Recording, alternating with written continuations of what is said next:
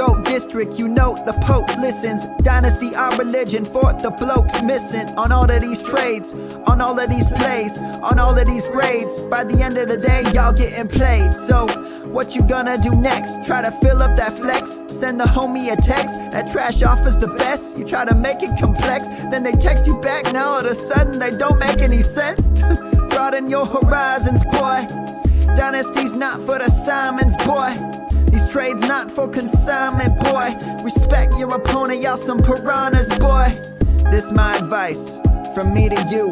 Open up your cute little podcast queue. Search up GOAT District, my dude. Pop it in your ear, man. Y'all know what to do. It's the... And I always be traded. And I always be traded. And I always be trading. Y'all try to betray them, but first you gotta bait them. Fish.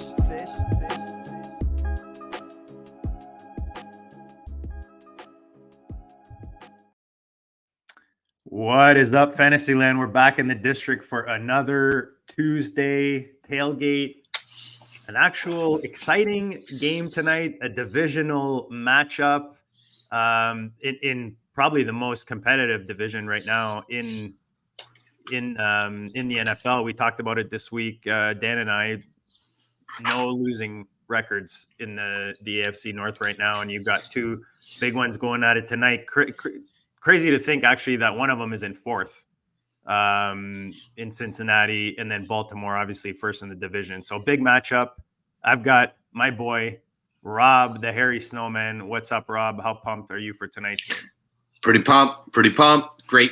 Best game we've had on Thursday night so far, right? I think by far, too. Yeah, it's going to be fun. I mean, we'll see, but, you know. Yeah, and this has been a really interesting series, too, between the Bengals and the Ravens. So they got some history. There's a story that goes with the games. So, yeah, fun stuff. Nice. The chat's already lit. We've got Jason Allwine, Toronto Dave in the house. Canada. You're Canada too, but Canada in the house. Exactly. So drop your questions, guys. Drop any comments. We're happy to hear it. We'll share anything we can on the air. Right now, I believe, it never fails. No matter how long I wait to adjust the details on our on-screen art, they got to play with that line just to piss me off. So the over-under is now actually 46.5. It's not 46 on the screen, but moving towards the over direction. And then you've got 3.5 favorites for Baltimore. As we've mentioned in the past, normally you're looking at about 2 to 3 points to the home team for home field advantage.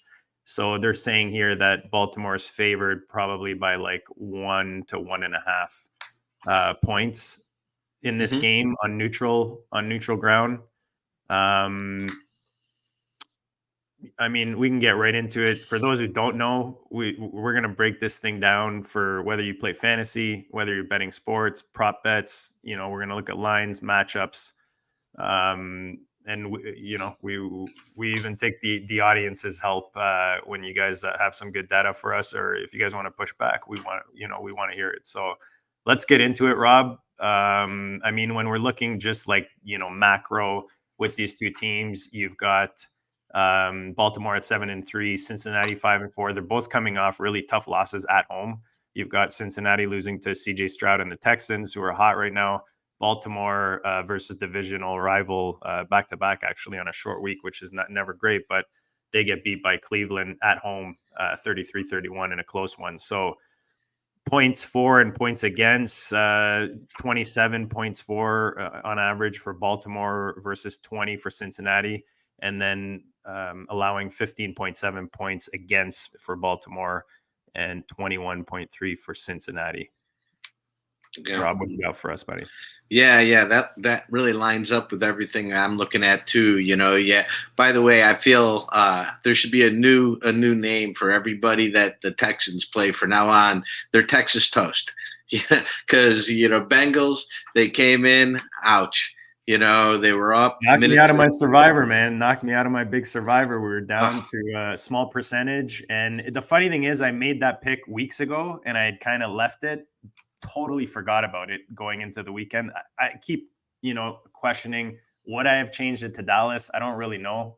Because CJ Stroud on the road was not great. Cincinnati was hot. Like everything was kind of pointing in Cincinnati's favor. So that was another interesting one last week. But that's why the NFL is exciting, man. Keeps us on our toes. Yeah, it's crazy. The defense last week for Cincinnati gave up 544 total yards. The only thing keeping them in the games where they kept getting the ball back. Burrow in the end threw two critical interceptions, really kind of turned that game. They came all the way back, and then they lost. Yeah, I mean, you got to think that they're coming in, pissed. But is it me, or does it seem like every week we talk about two teams that are coming off losses coming into a short week for the Thursday night game? I swear to God, I'd love to see what it was, because if anything, we should be looking this week to see who's next week, looking ahead, who's going to lose, because it seems like a pattern. Maybe it's like, when you go into that day that you're dreading, it's like an early day at work and it's going to go super late. Maybe it's one of those, like they're seeing like two games close together. It's going to be, I'm willing to bet that they're already preparing for that second game, that there is two notebooks, one for the current game, one for the second game, that they've got both of them. And they're looking at the first game and they're looking a little bit ahead to the second game, because it's just too little time for a lot of information.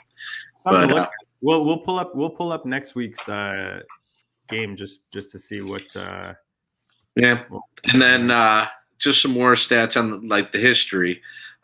We have Ravens last week.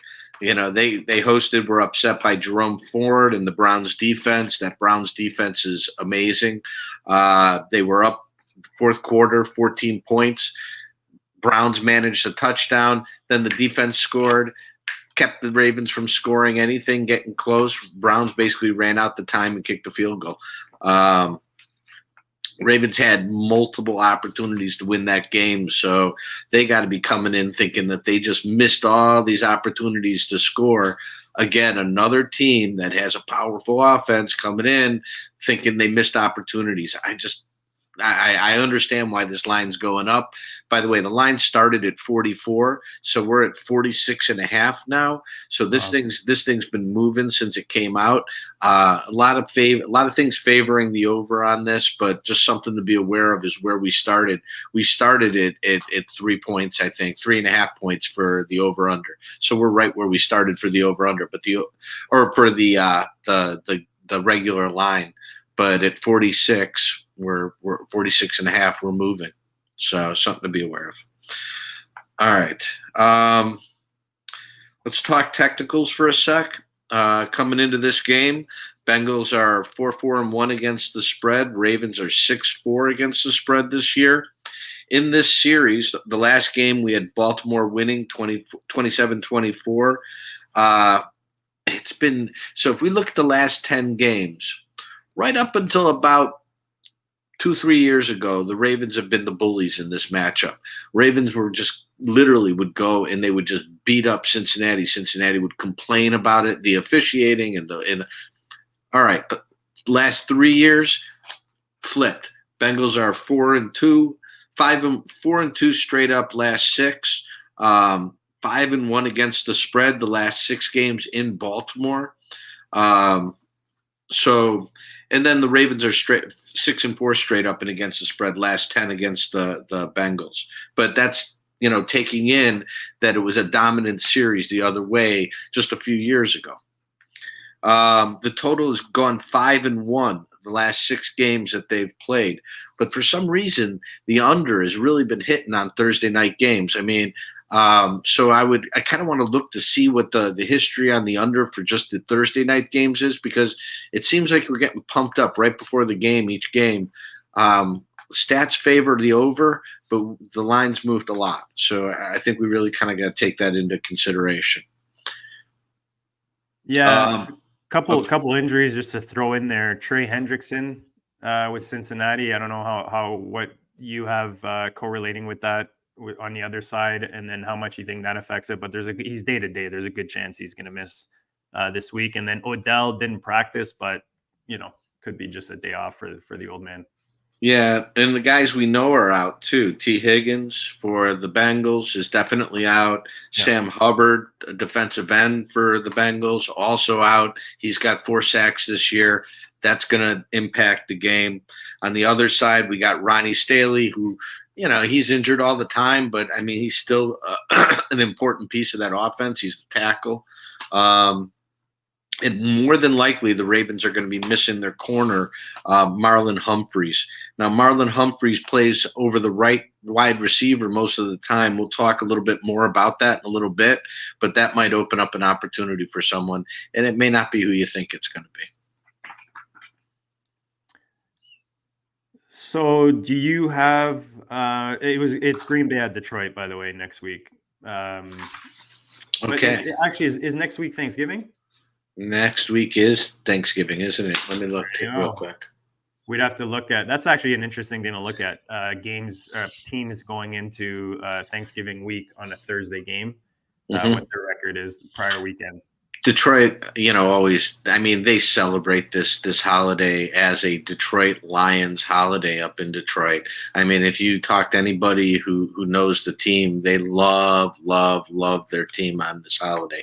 So, yeah, I would love to see the stats. I'd love to see the stats on it. We'll look at them next week. Yeah, and Detroit, if they're not going to lay off their foot off the pedal if they're beating Green Bay. God, I hope.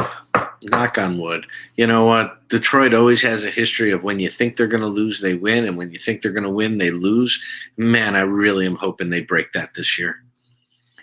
So let's get a bit into the specifics. Let's look at specific players. Obviously we end up with the prop bets. That kind of helps direct us, see what Vegas is thinking on the game and on the specific players. But why don't you start off with laying the table? Throw some appetizers out there with. All right, so let's start out with matchups here. First, excuse me. So for Baltimore, we got Odell Beckham going up against Cam Taylor-Britt, Zay Flowers against Mike Hilton, Rashad Bateman against DJ Turner. So on as far as Baltimore's side, the most favorable matchup is probably going to be when Zay Flowers matches up against Mike Hilton in the slot. Odell and Bateman tend to rotate back and forth from left and right side, so we end up getting, and then we get Zay Flowers moving all over the field. So when Zay goes into the slot, which is going to be more than any other position, he's going to match up against Hilton. That's going to be 97% of the time Hilton's in the slot. We're going to know, for the most part, we know where the corners are going to be on the Cincinnati side. Taylor-Britt's going to be following the right or the left wide receiver, which should be Odell Beckham. So wherever Beckham goes, he's probably going to get shadowed by Taylor-Britt. Bateman, DJ Turner, same thing, back and forth on either side. And then we're looking at Zay Flowers. Wherever he goes, he's kind of a wild card in this game. Again, Mike Hilton should be covering him most of the time. Other side of the ball, we got Jamar Chase. He'll be going against Brandon Stevens most of the time. 87% of the time, he's on the left-hand side, or Brandon Stevens will be. Jamar Chase moves around. He's about a third. So you never know where Jamar Chase is going to be. But assuming he's going to be on the left side, he'll be against Brandon Stevens. The slot, we have Tyler Boyd going against Marlon Humphreys. Now, with Tyler Boyd, we know where Tyler Boyd's going to be. He's going to be in the slot. And with Marlon Humphreys, or I should say Marlon Humphreys, Kyle Hamilton is in the slot. We know where he's going to be 96% of the time. So those two will match up. And then on the right side, we got Trenton Irwin. And then that's where Marlon Humphrey would normally play. That is the question. All right. The question is, Marlon Humphrey doesn't look like he's going to play.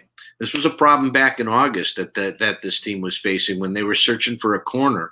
And it could turn out to be a hole, and we'll find out today. But Trenton Irwin is going to match up against there. The number 2, they've been really good at shutting down. Baltimore has been, I should say, the Bengals have been. Baltimore has been very good at shutting out the number 2 wide receiver. But this could open something up. It's definitely something you want to look at. That's going to be Trenton Irwin or Jamar Chase. So, all right. So that's kind of giving you the matchups to start out with. Just running down the rankings at the different positions. Bengal D against number 1 wide receivers. They're number 7 in the league against number 2s, number 19. They're good against the slot generally, number 5. They're crappy against the tight end. We'll get into that. Number 30, giving up over 61 yards a game. Running backs, number 13 in the league, and then number 29 against the rush in DVOA, number 30 in total yards per game, giving up 136 yards a game. We'll get into that also. And the Bengal defense, extremely vulnerable, deep middle. So we're going to be looking at who we think might fill out that deep middle because we're looking for some deep plays against the Bengal defense. Well, right? Go ahead. No, I was going to say, I know one guy that's targeted, almost 40% in the red zone, 23.4% target share so far this year, 59 targets, 6.6 targets per game.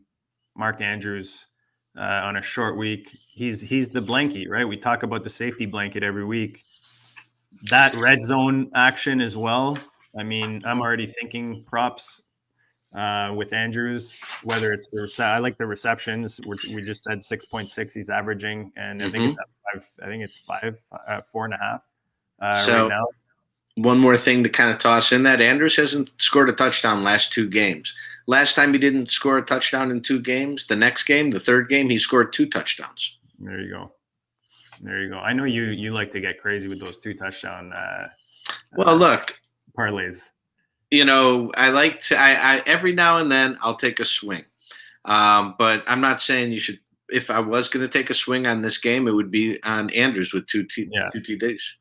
And you could do parlays like even on the individual player. You know what I mean? Then it kind of, it's not necessarily correlation in the sense that your bets cancel each other out. You know, if one doesn't go your way in maybe, you know, somebody put in a couple parlays. But that's one way to play it. So we like Mark Andrews to be leaned on, of course. The receivers in Baltimore seems to just be like flavor of the week, secondary options. I know you're talking kind of long down the middle, but Andrews is pretty decent down the middle as well. That's where, and that's also where the Bengals are weak, number 30 in the league against tight ends. So, yeah, I think, without leading into it, but yeah, I think we're all kind of thinking the same thing, that Andrews kind of gets loose down the middle and there could be a big play. This is a real weakness against this team, plus 114.6% DVOA in the center of the long, deep center. That is horrible. Horrible. If you remember earlier in the year, we had a plus DVOA for DJ Moore against the team, and it was like plus 79. This is like that and then some. The average is, you know, a bad one would be like Carolina. It was when, man, I don't know if it was Carolina. It was another game. It wasn't Carolina. It was another game. It was another game that we played early on with the Bears, and he had a good game that game, but it was one of the worst that we had as far as matchup goes. This is the worst. So whoever fills that spot, yeah, I mean, I expect somebody to have some deep plays. Anthony was saying, oh, that's it. I think he says against Washington. That is possible. Maybe OBJ. Yeah. So OBJ, I was just trying to pull up. I would imagine he's talking about the yards, you know, kind of the here we go. Receiving yards. So his over-under right now is 25.5 over-under receiving yards. It's kind of interesting. You know, we look at for the Ravens to the number 1 wide receiver, and I would say that he's probably playing the number 1 slot. They give up 73 yards a game to the number 1. But they move around Odell and Bateman. They're both going to be on, half the time on either side of the field. So the question is, who's going to line up on the left-hand side? One or the other should. Together, they're at the other side. It's 39.2. So that kind of is a little bit more in line. Yeah, going through the Ravens defense, number 18 versus the number 1 wide receiver, left-hand side, number 2 versus the number 2. So they're really good at shutting down one side of the field normally, but that's where Humphreys would normally be. Humphreys isn't going to be there tonight.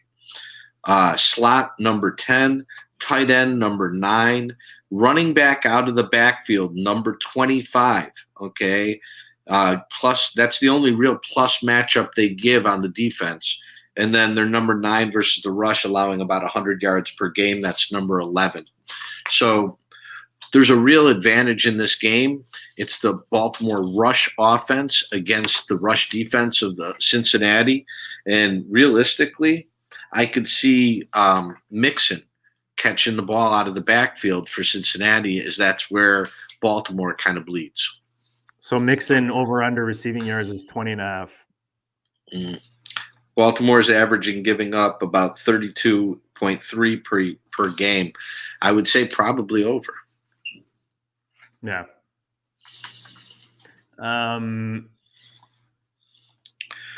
What about the Baltimore rushing game? You're saying that's we got a weakness on the Cincinnati side. So are you looking at Gus Edwards, who's been just tearing it up? I was looking at it this week, I think since week 7 or something. He's like the RB2 or RB1, Gus Edwards. So here's the thing, right?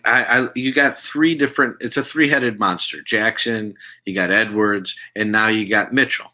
And I was just looking at the yardage, and to me, the one that had the smallest yardage output was Mitchell. So it's a 3-headed monster.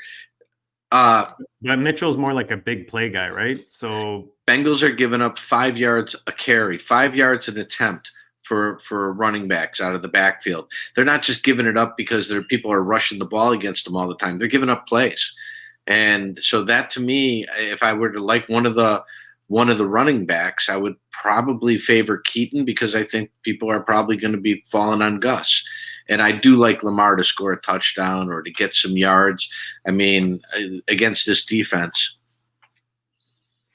I mean, I don't hate what you could totally see Mitchell with that momentum right now, the younger, more versatile back. You could say more upside back. Going against the banged up defense late in the year. We see this every year. Running back. I like that play. With Mitchell, though, because he's I might go with the total yards for him with receiving and rushing, just because. Either way, yeah. Either way. If you like A-Chain, if you're someone who thinks A-Chain is your bag, then you got to be thinking that Keaton Mitchell is going to be doing similar things. His over under total rushing and receiving for Mitchell is 49.5. I mean, one play. Yeah. Yeah, I can't. That's why I also like the idea of having one play, the upside late in the game. This guy's got 4.3 speed. I mean, all he needs is a little bit of space, and apparently that's what Cincinnati gives up with 5 yards an average, 5 yards a carry. So, all right, where are we now? What about let's look at the quarterbacks passing the ball.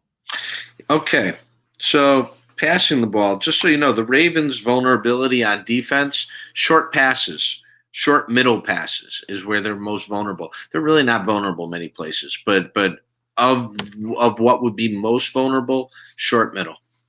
So what's Boyd? Does Boyd like slide into that too, or does he still kind of keep his role a bit? He's a slot receiver. He's 87% in the slot. Yeah. And he's coming off of a big game as well. Trenton Irwin is going to be the guy who's going to be in that outside position that's going to take over for T. Higgins. Which you said usually gets locked down more than the other receivers, right? With Baltimore. Yeah. But that's Marlon Humphrey, who's going to miss. He's not going to be there. That's right. He's going to miss the game. So, and we look back to August. Marlon Humphrey was hurt back in August, and this team was scrambling to try to pick up another corner. So I don't know what's going to happen, but I do know that they thought it was serious enough back in August to try to do something about it if he was missing time. And then he got better. He's been playing, but now he's out. So I'm curious to see how this is going to affect that defense. This could, we see the line going up, so Vegas is reacting to what could be, a little more scoring in this game. The other, I'm trying to think did you say anything about Burrow? I haven't talked too much about Burrow, overall. I looked at his last 4 games against, just looking back against this team, yardage wise, and curiously lower. So 222, 209, 215, and 217 are his last 4 games against Baltimore. Mm-hmm. Whereas they have his over under at 257.5. Yeah, that's interesting though. That is interesting. Generally speaking, this has been, like I said, it's been a bully matchup for Baltimore. They beat up that offense, and when Joe plays this team, they beat up on Joe Burrow, and so it doesn't surprise me that the yardage is a little bit low. These are always tough, scrappy games. I mean, most of them have been a little bit lower scoring than people expected. But having said that, I just see with the injuries and the way things have been lining up, last 6 games here in Baltimore have been kind of high scoring. They were 27-24 last time they played. I can see something close to that again. Maybe even more scoring. I do think that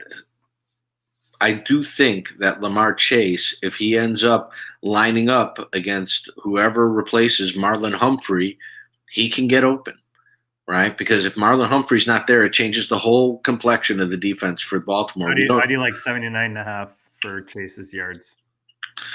Let's see. Well, they're averaging giving up 73.6 yards to the position. You'd think Chase probably goes over the average, right? What about receptions? They have it at 7.5. Oof. I guess with Higgins out, they figure they're going to lean. They're going to pummel him. Yeah. I don't know how I feel about that. I don't love it. That's a high number. I get he's the main guy, but that's a high number for a bet to say that that they're going to lean on him, and that they would have to just for you to make good.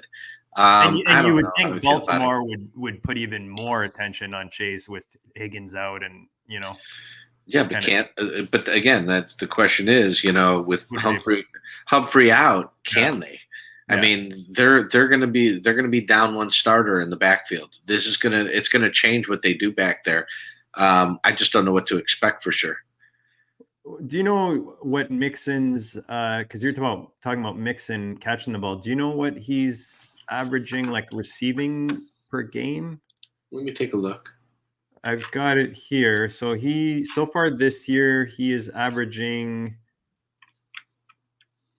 Where is it here? Sorry, receptions. 26, 2.9. Yeah. 2.9. Yeah, the last few games he's been getting more. He had 3 targets against San Francisco, 3 against Houston, 6 against Buffalo. He's come up with a couple of catches, 2, 3, and 5 catches against Buffalo. What do you think the over-under is on receptions for him? Probably 3. 3.5. Yeah, there you go. Yeah, that's right where it should be. I would say over, probably. If he, overall though, yeah, I mean, if you take out the lowest and take out the highest. But I mean, his receiving yards, he's averaging about 17. Mm-hmm. But they've got the over-under at 20.5. So they agree with basically what you're saying is they think a lot of the Burrow's going to be going down the middle, shorter game, right, to mix it. Yeah, last time they played, Nixon had 5 targets, 4 receptions for 36 yards. So last time they played, they were throwing the ball to Mixon a little bit. So 3.5 his receptions. I mean, that's if he's averaging 2.9, and we're seeing we're going to see a bit more of that action. Then you got to think he's going to go with the over there. Yeah, especially with T. Higgins out, there's going to be a little more volume. They got to spread that around. I mean, yeah, that makes sense. You know, it's not like I love it. I have my plays that I love. I don't hate it. I mean, I don't love it. I like it. All right. So is there anything that you have that we haven't touched on or connected dots with yet? Or I've got let me see what I got here. So my overall analysis: Cincinnati, Jamar Chase should get moved over to whoever replaces Marlon Humphreys, so he's probably good for a game. Mixon catching the ball. They're number 25 out of the backfield. Sneaky play is Trenton Irwin. We have Humphrey lined up 81% over the right wide receiver. Irwin has had the majority of snaps there.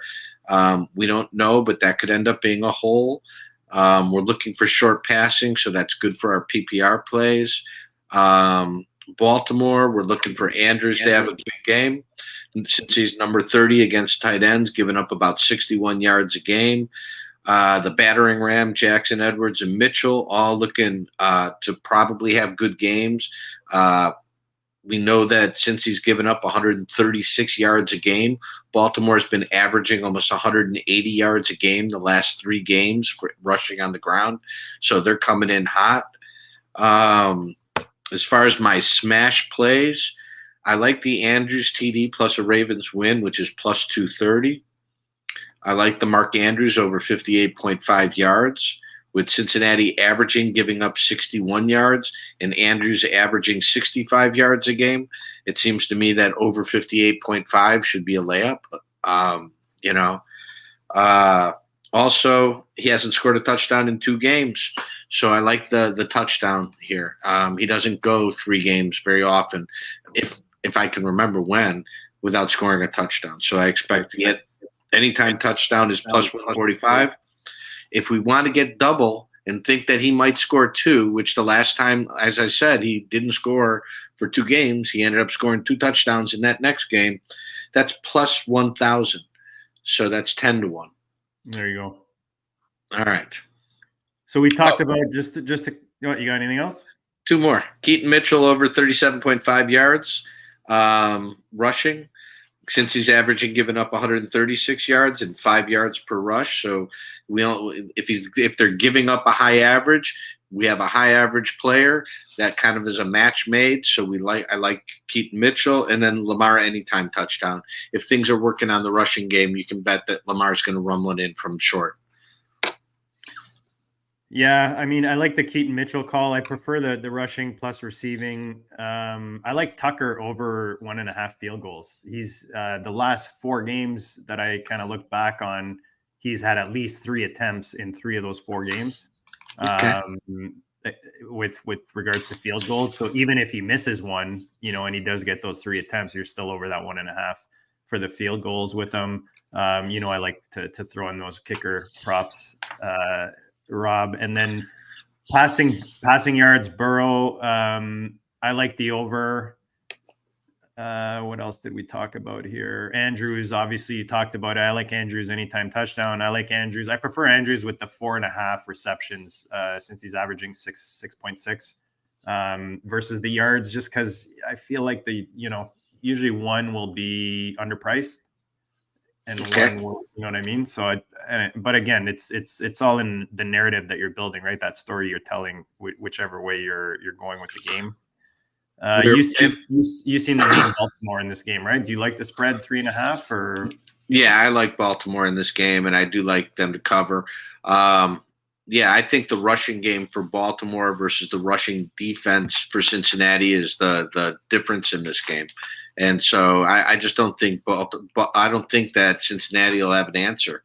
And so, yeah, I like the Baltimore to win the game. I like them to cover. Yeah, and like you said, 3-headed monster. They have a new exciting toy. They've got dependable in Gus, and then they've got Lamar, who's for sure going to want to run. He's probably still pissed off from last game as well. So interesting, divisional matchup for sure. A lot to look at, to chew on, to, so many different ways you could go. Maybe you split up those parlays to, instead of going like a 10-legger or something, you kind of break it up and for sure digestible. For sure. Like if you take the on one, you take the Andrews angle. On another one, you go with the Mitchell angle. Another one, you have a crazy Lamar. You're not losing on like most of your tickets just because one thing didn't go through or whatever. So that's another way you could play it, and then you could have one where you combine, maybe a bit more. You want to get a little crazy, but you put a bit less on it. For that magic payout. What was it? What did I hear? I heard a crazy one today. Someone put $500 and I can't remember how much they won, but it was like, you hear those and then you're like putting in like 20 parlays. The parlays are great. I mean, look, parlays were years and years ago how I made my reputation, because that gives you odds, and the odds have come way down. But exactly. but that's where you look for mispriced examples like exactly. And nowadays the lines in the over-unders are just too sharp. There's too many sharps out there. So going after these yardage totals, going after some of these smaller, lesser bet options, I think that's where you're going to find your discrepancies between what the pros are laying and what's actually going to be a better line. So for sure. All right, Rob, this has been a blast. It is we're about 36 here. Let's I think we chewed up a lot of this game. We gave a lot of different information. Again, not financial advice, guys. This is really to help you guys with your fantasy lineups. If you played DFS, give you a bit of insight, that kind of thing, player props. I just like using the lines to help me make those tough decisions. So hopefully we've helped you guys out today. Rob, always a blast. Enjoy the game tonight, and we'll check you all later.